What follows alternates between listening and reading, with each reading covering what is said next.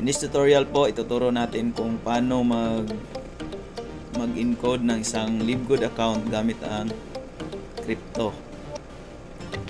Okay, so una, kailangan natin bumili ng USDT. Ang gagamitin ko pong apps, Binance, pwedeng Bybit. Saka kailangan natin ng Trust Wallet or MetaMask para mas mapadali yung transaction natin. Try natin yung Bybit.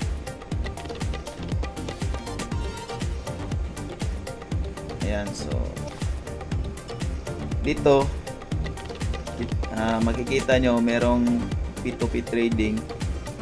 Click nyo yan, knowledge. Okay, so ito pipiliin ko po field trade. Meron po siyang GCash. Ayan, meron siyang GCash sa kanyang payment option. Sobra.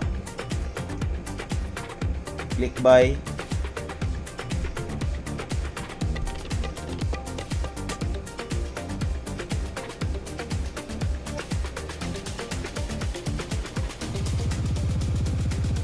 So back natin yon. Click natin yung pay now. Tapos pipiliin natin yung GCash. Ayan. Kopyahin natin yung bank account number at punta po tayo sa GCash.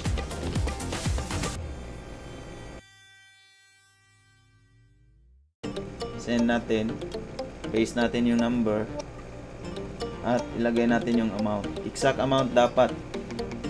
Next. Tapos confirm natin kung kanino kapangalan yung GCash. Okay. Send. Tapos screenshot natin. At balik tayo sa Bybit. I-click natin yung payment completed. Check natin. Confirm. Tapos kontakin natin ulit. Payment sent. Pwede natin i-upload yung receipt. Hintayin na lang natin na i-release ni seller yung binili nating USDT.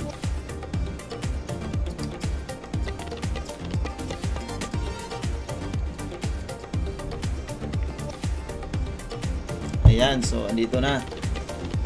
Ni-release na po ni seller yung 175 USDT. Click natin yung view my assets. So andito na po yung amount sa funding wallet natin. So my asset, transfer lang po natin siya sa spot para pwede nating gamitin pangbili ng BNB. Transfer natin from funding to spot. Click max. Click yung maximum. Confirm. Punta tayo sa home. Search natin yung BNB USDT. Meron po ditong USDT perpetual. Meron namang spot. Make sure na yung pipiliin nyo po yung spot. Tapos bili tayo. Bili natin yung $175. Ayan. Click buy BNB. Ayan. Dito na po siya sa spot yung asset natin naka BNB. So ang gagawin natin ngayon, kailangan nating ilipat yung BNB sa Trust Wallet natin. Open natin yung Trust Wallet. Tapos kukopyahin lang natin yung BNB Smart Chain address. Click natin yung receive. Tapos copy. At balik tayo sa Bybit. Click natin yung withdraw. Pipiliin natin yung BNB. Tapos paste natin yung address dito. Yung BNB Smart Chain nga pala, BEP20 po yan. Network. Kaya po gumamit ako ng BNB Binance Smart Chain or BEP20 Mas mabilis po kasi yung transaction niya, tapos mas mura yung processing fee. Click natin yung withdraw, confirm, processing na po. Balik tayo sa Trust Wallet, i-reopen lang natin, tingnan natin kung pumasok na. Ayan, ganyan po kabilis yung Bit20 or Binance Smart Chain. So, ang gagawin natin ngayon, i-encode na po natin. So, punta po tayo sa Google Chrome at i-encode na po natin.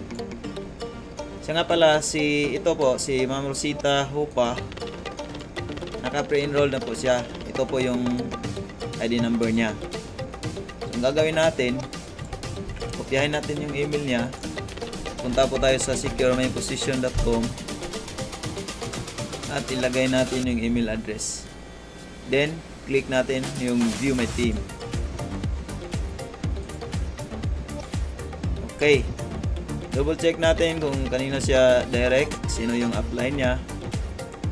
Ayan, DC Ampung. Yan po yung upline niya. Tapos, double check rin natin yung ID number niya kung tama. 407-1716. Tama naman. Okay, proceed po tayo sa payment. Click natin yung Join Now. Oops. Merong problema yung IP natin. Kapag nagka-encounter po kayo ng ganitong error, ay IP conflict po siya. Kailangan natin gumamit ng ibang IP. Kasi maximum lang po ng 5 accounts na pwede natin i-encode per IP. So, gagawa tayo ng paraan. So, ayan, naka-hotspot po ako. Connected po ako sa mobile phone ko. Itong desktop ko, connected po sa hotspot. So, balik po tayo sa Google Chrome. At, i-ano natin ulit. Type natin ulit yung Secure My Position. Lagay natin yung email. View My Team. Click. Since na double check na natin, click natin yung Join Now. Ayan. Ilagay natin yung phone number.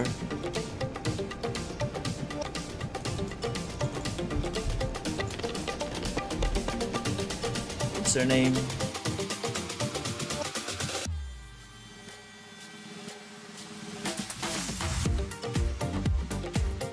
Tapos, lagay natin yung default password. Ayan. At piliin natin yung option number 1 dahil monthly po yung gusto niyang bayaran. Lagay natin ang name at saka address. Rosita Hupa. Saka yung address niya.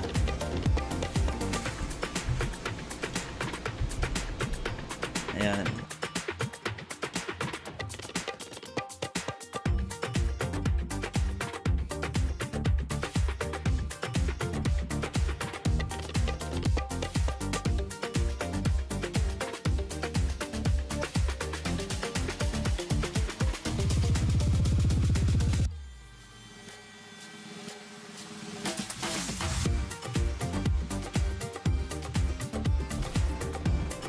Almanza 2, Las Piñas City.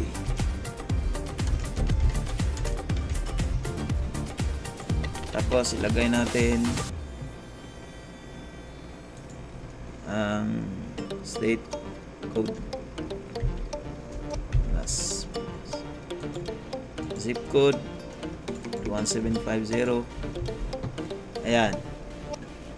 Since yung gagamitin natin is cryptocurrency, piliin natin dito payment method. Meron nakalagay, naka-default po yan, credit card. Kung pipindutin nyo yan, labas yung option pay using cryptocurrency. Tapos continue. Ayan, so may error na naman. Rose 30. Merong nagmamayari. Okay, so palitan natin. Lagay na lang natin Rose 33. Tignan natin kung okay ba. Ayan, accepted. Tapos click complete my sign up. Yan, dito na po tayo. Pay with crypto. Pipili natin yung Binance Coin.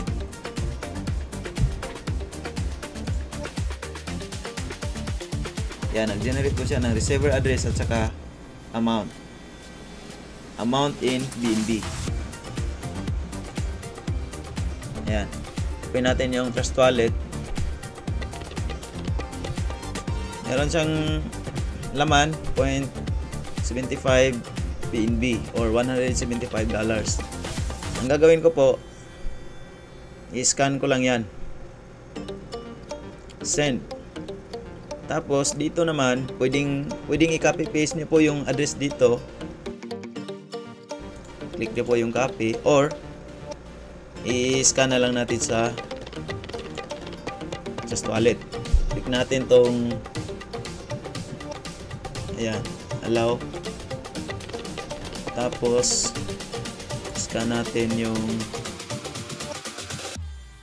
kopyahin natin kung magkano yung BNB amount. Dapat exact 0.21632,741 $49.95.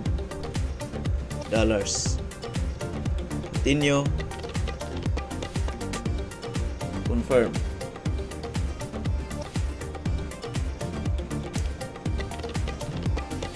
Okay, so sent na. Pwede na natin i-click yung send dito sa baba. Ayan. Tapos click natin tong click here to check your status.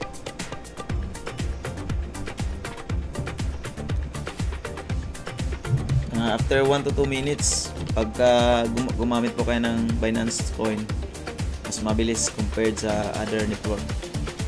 Okay, refresh natin. Ayan, confirm na po. Congratulations! We have received your cryptocurrency payment and have activated your account. Welcome aboard. Click continue. Lagyan natin yung account niya. Punta tayo sa livego.com/login. Lagay natin yung username 33, Rose 33. Ayan, tapos yung password 123456. Login now. Ayan, activated na po yung account niya. Makikita natin dito sa order history. Ayan, meron siyang receipt. Gagawin lang natin, babaguhin natin yung payout method niya. Naka-default po siya, do not credit all of my earnings to my credit wallet. Change lang natin, I would like to credit all of my earnings to my credit wallet account. Then, click save. Continue. Okay? So, abangan niyo po ang susunod na video tutorials.